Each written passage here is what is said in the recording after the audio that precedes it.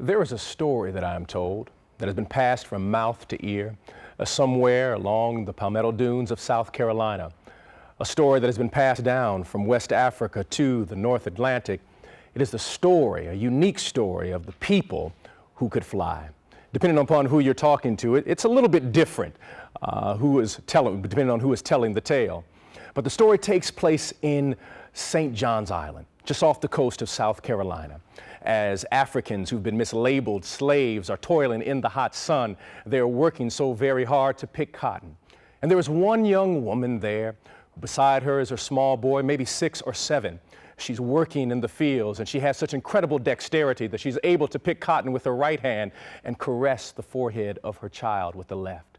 But eventually, exhausted by working so hard in the field, she falls down of the weight and the pressure of being, in the words of Du Bois, problem and property. Her boy attempts to wake her very quickly, knowing that if the slave drivers were to see her, that punishment would be swift and hard. He tries to shake his mother, and as he's trying to shake his mother, an old man comes over to him, an old man that the Africans called preacher and prophet, but the slave drivers called old devil. He looks up at the old man and says, "Is it time? Is it time?" And the old man smiles and looks at the boy and says, "Yes," and bends down and whispers into the ear of the woman who is now upon the ground and says these words, "Kuliba, kuliba." And at that moment, the woman gets up with such incredible dignity. She stands as a queen and she looks down at her son and grasps his hand and begins to look toward heaven. And all of a sudden, they begin to fly. The slave drivers are rushing over to this area in the plantation where she has stopped work. And they see this act of human flight and they are completely confused. They do not know what to do.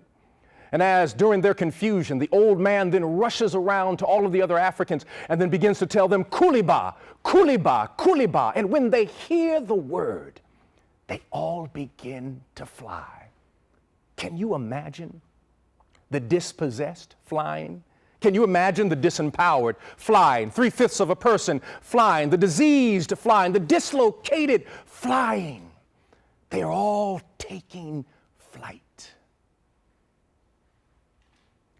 And at that moment, the slave drivers then grab the old man and say, "Bring them back." They beat him, and with blood coming down his cheek, he just smiles at them. They say to him, "Please bring them back." And he says, "I can't." They say, "Why not?" He said, "Because the word is already in them. And since the word is already in them, it cannot be taken from them." The old man had a word from West Africa, kuliba, a word that means God. It had been placed into the heart of these displaced Africans, and now they had dignity and they were flying. Is it not the job of the church and the preacher?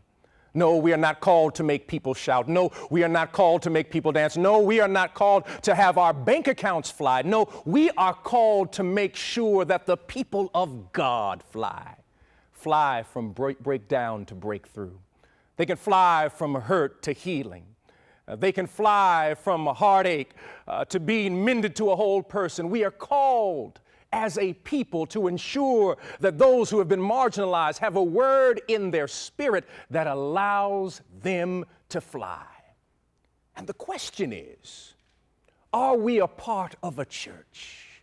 Are we a part of a ministry that causes people to fly? Isaiah says it.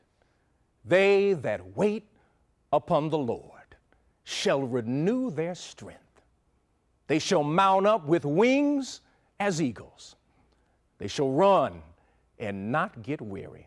They shall walk and not faint." Yes, when the word of God is in you, we can fly.